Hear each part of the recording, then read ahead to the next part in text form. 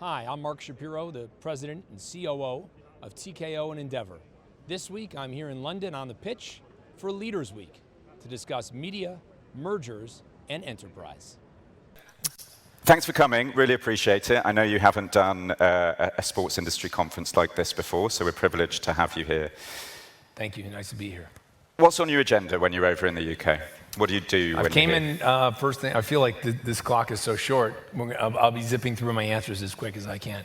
But I flew in Sunday morning very early, red eye, and went right to Freeze, because we own the Freeze Art Fair. And it was the final day of Freeze, so I spent 3 hours there with the team. And then I went directly to Tottenham to be with the NFL brass for the Chicago Bears game.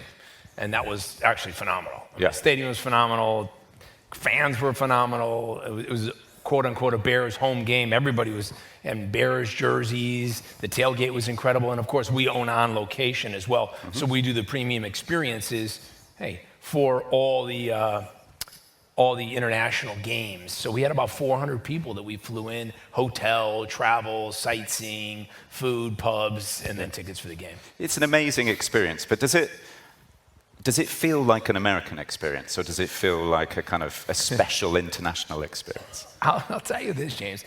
Just watching a couple games at home, and they're 9:30 Sunday mornings, for the most part, I would tell you that, no, watching it is kind of like, what's going on here? Why are they doing this? It's novelty, it's curiosity.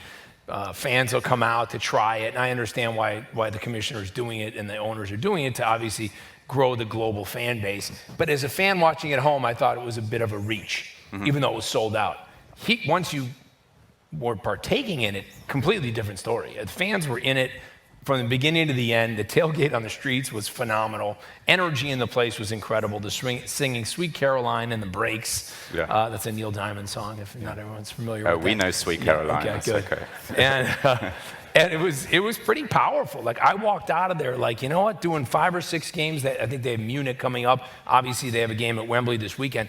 Getting to 16 or 18 games, which is his stated goal, I don't think that's a stretch. I think this will really work for them. Yeah.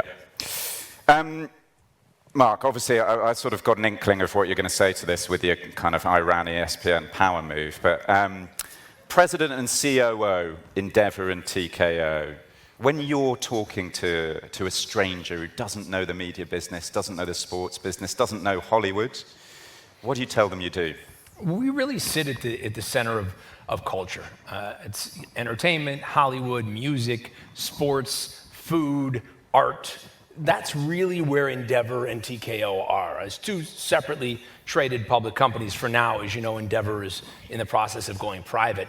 But across representation, production, media distribution, social and digital, so our own produced content, if you will, IP, talent. I mean, that's where we are. And in these days, whether you're a brand, you're a league, or you're an event, somebody is really looking for IP, looking for talent, looking for an influencer to help them stand out.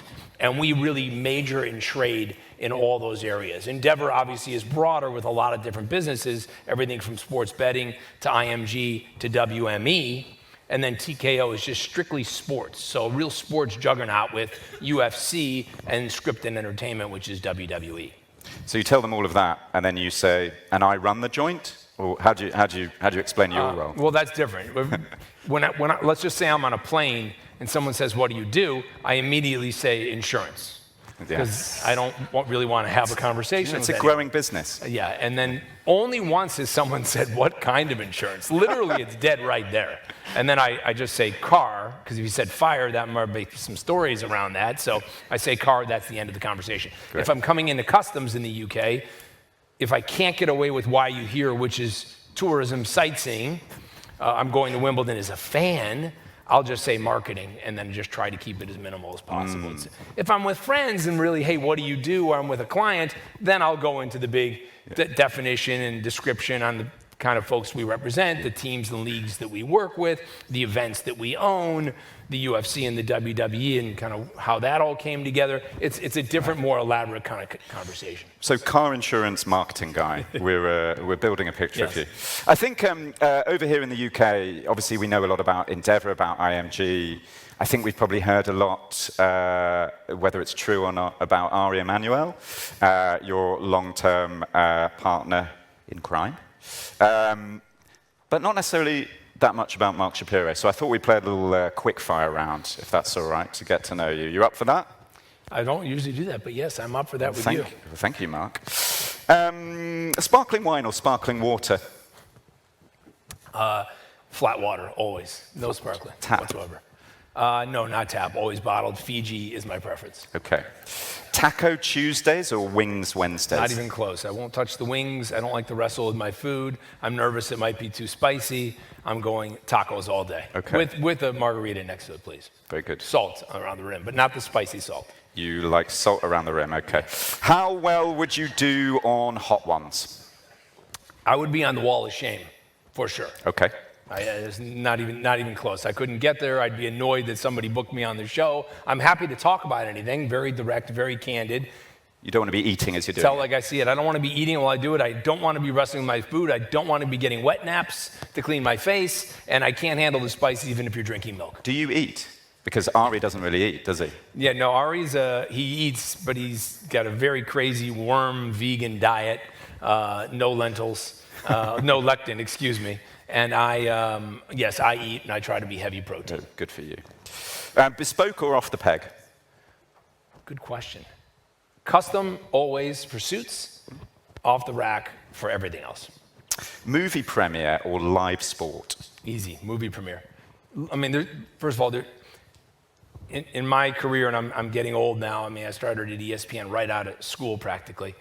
Or not practically, right out of school at 22. I'm 54 now, so I've been doing this for 30 years. I've been to a lot of events. There is no high like going to a great sporting event. Sudden death, overtime, comes down to the buzzer, there's nothing like it. I particularly like college sports back in the States. The only other big high is actually producing the game in the truck. When you are in the broadcast truck, and I was overseeing production at ESPN, being in that truck, I don't care how big the event is, or how many cameras, how many tape machines, or who the broadcasters are, there literally is no drug that could match that high. Mm-hmm. So I love that. But being that I've done so much of that, if it's a movie I'm really excited about, I love the director, I love the actor, I love the writer, or I have some attachment to it through WME, I'm going to go movie premiere. What was your nickname at school? It was Shaps. Just an S. It's a classic. Yeah. The fraternity, you know how that goes. Who were the last three people that messaged you? Easy. Ari Emanuel. It's, let's see, I don't even know what time it is in LA right now. But it doesn't matter, he's up. Okay, exactly. So it's, he's generally up around 4:35. And somewhere in the workout, we're having the great thing about Ari is, first of all, he's not pissed off if you can't get you. That's one of my weaknesses. If I can't get you, I'm freaking out. Text them, email them, find them, like I need an answer fast. He'll just wait till later. So I can go a whole day and never call him back, and he doesn't even get upset about it. He's not concerned, just like, what have you been doing all day? But every conversation is no longer than 20 seconds. So these are quick hits, and you're out. Now, there's about 30 of those conversations a day, and because it's in LA, you're probably getting the last one around 10 or 11 p.m., or when you actually shut your phone off. But they're going all the time. Who or what is your guilty follow on Instagram or your social platform of choice? I get all of my social, which doesn't mean I get a lot, but I get a lot forwarded to me by my two older sons. My oldest son, Jack, just graduated the University of Florida. He works for Michael Rubin's company, Fanatics, and in the kind of VIP area, experiences for their customers. And my middle son is a junior at the University of Texas in Austin. And then my youngest son, I have three boys, is a sophomore in high school. They're, of course, all over that, and they're sending me stuff all the time that they think might be urgent or relevant or immediate, or it might be about a client that we represent. As for me, I'm not on Facebook, I'm not on Instagram, I'm not on TikTok, I don't do any of it. I actually, and this is the last time I'm going to talk about Ari. I actually sort of overheard Ari talking to Jerry Cardinal about a social account, Gestat guy. Apparently they're both into this guy. He's got the most billionaire followers. So maybe that's one recommend for you. Yeah, I won't go there. Okay. If I can fight it off this long, I'll fight it all the time. I'm on my phone enough. Yeah. I'm emailing enough. I'm very responsive. I'm texting enough. Like, I'm just always on. And I think in life, certainly for me right now, the goal is to, like we all do, try and find better balance. So when are you actually shutting that off? When are you turning the ringer off? You know, when are you kind of keeping it away from your pocket? Do you put your phone somewhere else when you sleep? Always. Yeah. Different room, gone. You call it's an emergency, so be it. We'll have to deal with it. Plus, I have a great team. I have a great team of people across all of our different business lines, across 2 companies, and most of the time you don't really need to reach me. You can reach the business unit head who can put out any fire, and I trust them to do that. Here's the formal end of the quickfire section. You did very well. TKO, that's up and running now. You've smushed together WWE and UFC under one holding company. You got a Netflix deal in the bag for WWE or for TKO. And there's a sort of re-privatization of Endeavor pending. It's been a big year. How would you rank the last 12 months in terms of those achievements?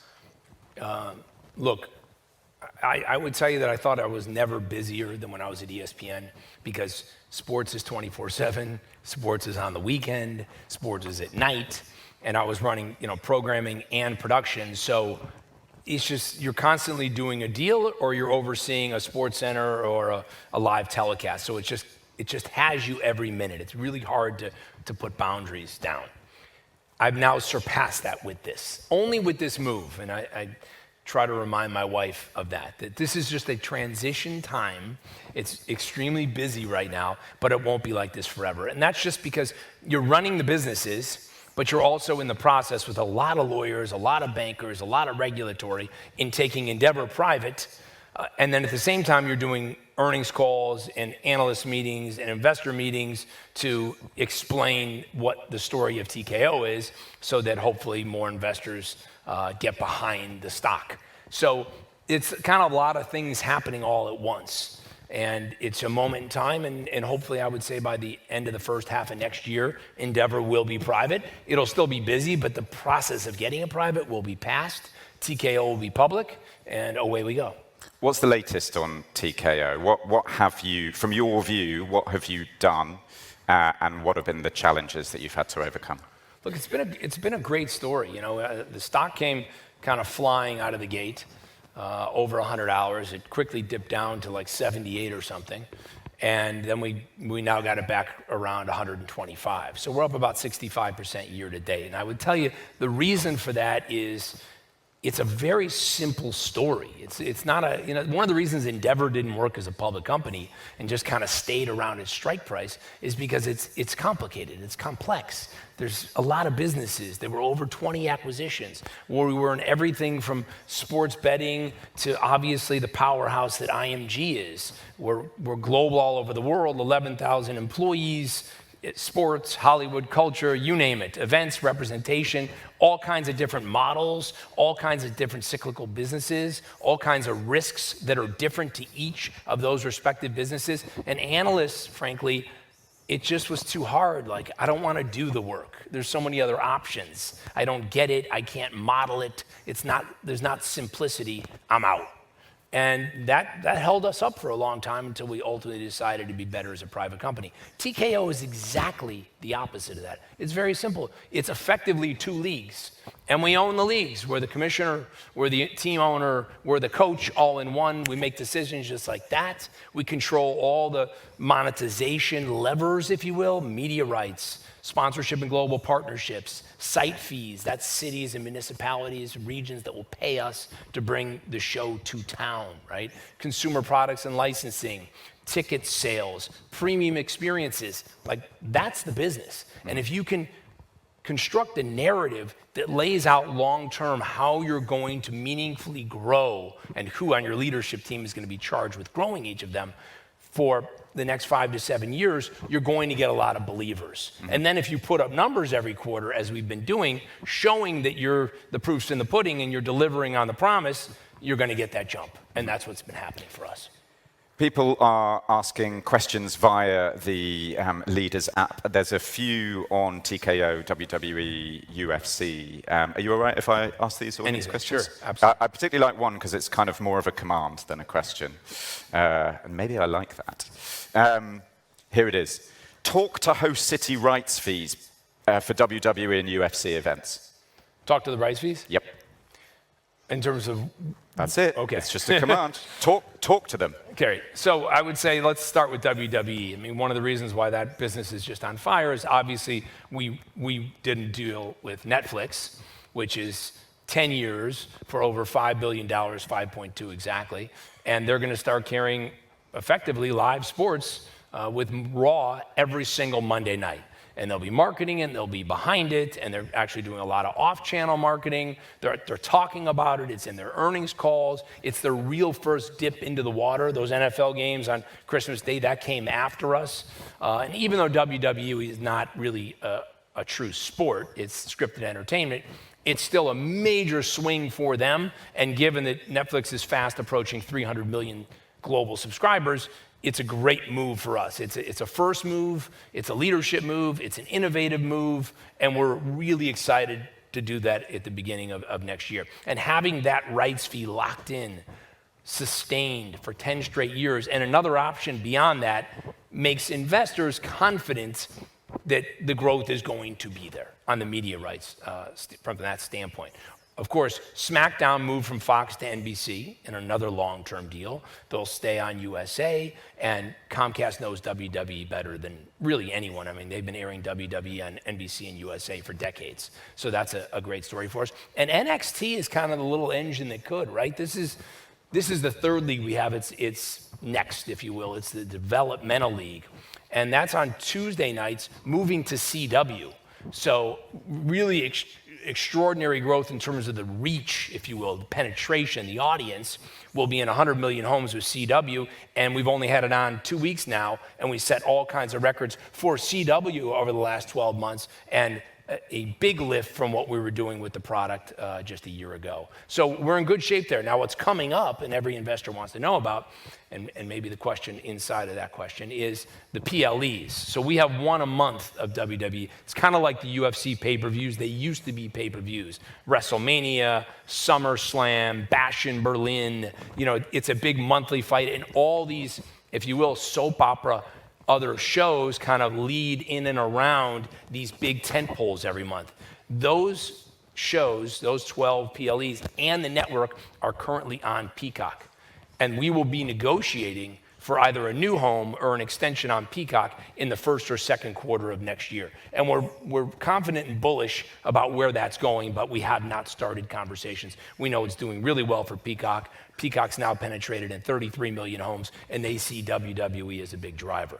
On the flip side, the UFC deal is ending. Our 7-year deal with ESPN ends at the end of next year.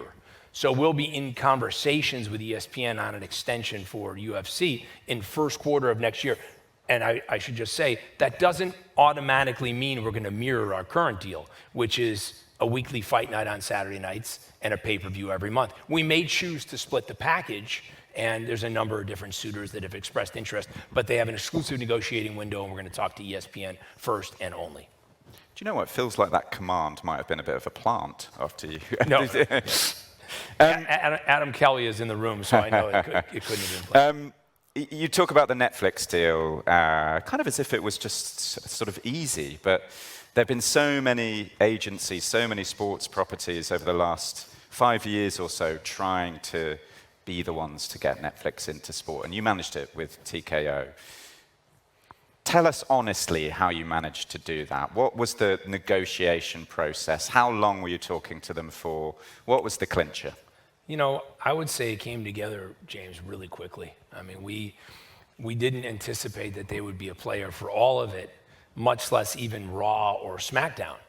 We went to them for NXT, thinking, like you said, a big hill to climb, live sports. Why don't you dip your toe in? It's not really live sports. It's scripted entertainment. It's fictional. It's up your alley. It's very serial in nature. It's every single week. And it's shown on Peacock to not just be a huge driver for acquisition, but incredible on the retention side of things because it's every single week. And therefore, churn is reduced, at least given the WWE fans and universe. And that's what Ari and I were first pitching when we met with Bella Bajaria and her team.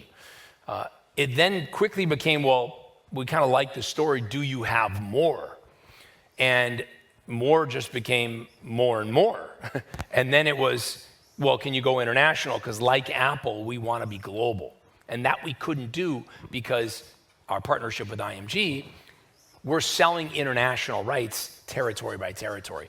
And some are in the midst of long-term deals. Some deals are coming up. Some are kind of, falling off, if you will. The first two or 1 year left on the deal. And ultimately, we reached a deal where, hey, you can carry all of it. WWE Network, SmackDown, Raw, the PLEs, and the network internationally. And if they're in international deals, when those deals come up, then they fall to you, and we built a rights fee into that. Mm-hmm. So it wasn't, I think the trick really was convincing Ted Sarandos, who had said, to your point, publicly. And how did you do that? Yeah, I would tell you that we had some good conversations with him in person and on the phone, and his CFO, Spencer Newman.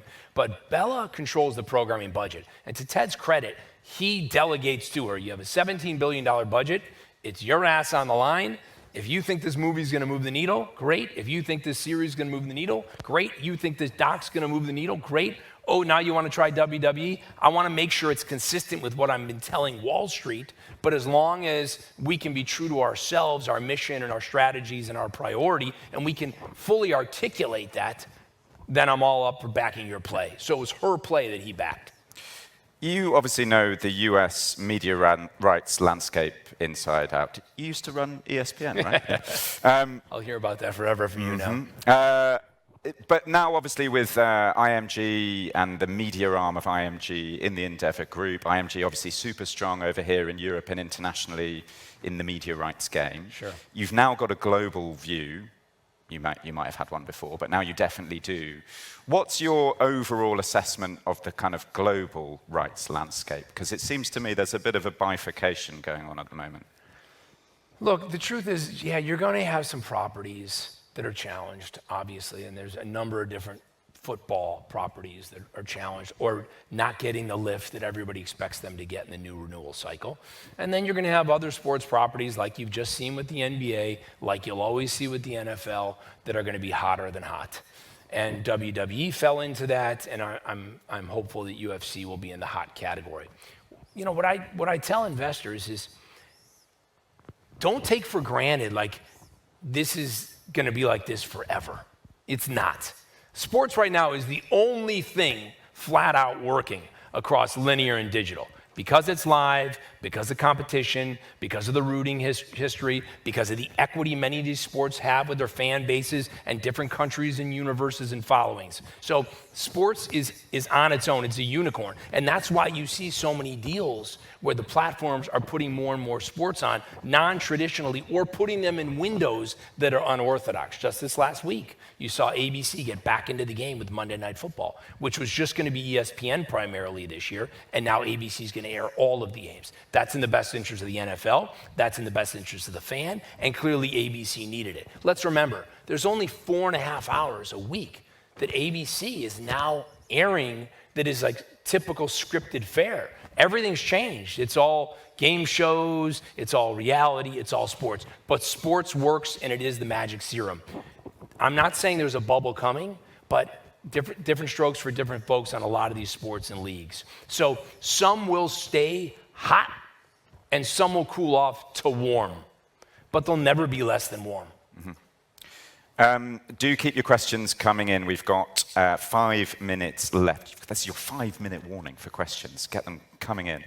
I listened to Stephen A. Smith on Alex Rodriguez's podcast the other day. It's, I'm sure you've listened to it. It's a great calling card for you. I did not listen to it.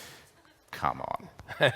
There's a lot to listen to. There's a lot to watch, especially when you're involved with WME too, right? We're launching new shows, new podcasts, new movies, new sports events every week. Well, I recommend this one because he's very complimentary about you. Oh, that's nice.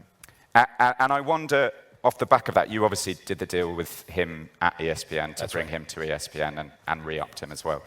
Are you still hands-on with kind of managing talent? Yeah. I mean, I would say that there's a trick there, right? You want to be, I like to get dirty on anything I do. It's always both hands, both feet. No job is too small.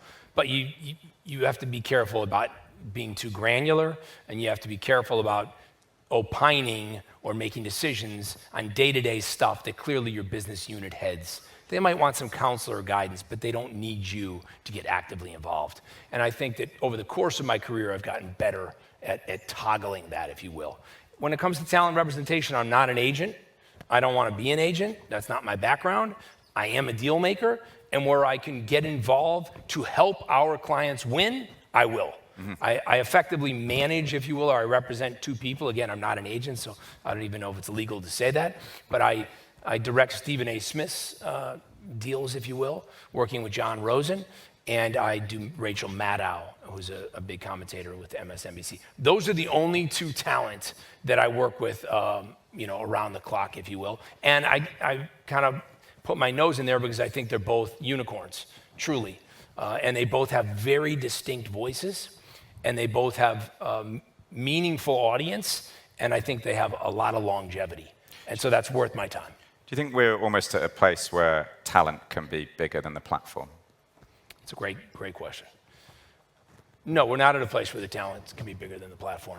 But the platform desperately needs talent. There's no way around it. When Amazon, it's Apple, it's Netflix, when you're marketing all day that you've got a new movie coming out with Brad Pitt and George Clooney, neither one of which we represent, that means something. You're going to get sampling. Now, if it ends up being a good movie, well, that depends on the package, the writer, the timing, the lead-ins, the campaign, the storytelling itself, the director, you name it. But a good start is having names that matter and draw people to the screen. Because so much of what we do is really about sampling. Right? That's part of the strategy with Netflix. Oh, I'm going to bring in WWE fans that maybe don't subscribe to Netflix, or they churn in and out. But when they come, they're going to watch it live on Mondays, or they'll watch it when they want to watch it. And they're not going to be able to help seeing the marketing around the clock. We do for our other shows, and something's going to catch their fancy. And if it does, they'll renew, they'll stay. And that's all that it's about, especially when you're launching an AVOD tier like Netflix has, and advertising is now going to be meaningfully important to the street. They'll stick around through those ads if there's a show that is up their alley or they're passionate about. Just over a minute left, and there's a great question here. It's from Anonymous, so slightly cowardly, but still a great question. Casey Wasserman has been particularly aggressive with his acquisition and growth strategy. How do you see your competitor set changing over time, and how are you ensuring that you're future-proofing yourself? Well, first of all, Casey's a good friend, and he's a dear partner. We're partnering on the LA Olympics, so On Location does the premium experiences and hospitality for the Olympics and the Paralympics. So we just got done doing Paris. We're doing Milan next, and then we have Los Angeles. So we're partnering with Casey on all that, and we have a big budget goal to hit. And frankly, I'm grateful every day that he's our partner because he's a commercial beast. That's a good story for us. Look, Casey's really a competitor in the space of sports and music. That's what he is. And that's the WME. He's not a competitor to TKO. He doesn't do that. He's not really a competitor to Endeavor. That's a major sports and entertainment conglomerate. He's a competitor to the WME agency as it relates to music and it relates to sports. WME, of course, does movies, television, and everything else. And I love competition, truly. It makes us better. It makes us work harder. It makes us nervous at times. It fuels our people to be better about the way they chase, recruit, and retain clients. And that's the name of the game. Okay, a couple more questions and maybe one-word Overtime? answers. We're over time, yeah. So one-word answer. Can you do one-word answers, Mark? One-word answers? I'll just say yes. That's one word. When you're recruiting team members, what's most important for you? Passion. Great. Any plans to host more WWE and UFC in UK? Yes. There we go. And that'll do. Ladies Oh, and come on. That's it. I get to promote that in just a couple of weeks. We've got WWE at the O2. More than one So come word. on out or talk to Adam Kelly, and he might be able to get you some discounted tickets. Thanks for having me, everybody. This is a rule breaker. Mark Shapiro, ladies and gentlemen.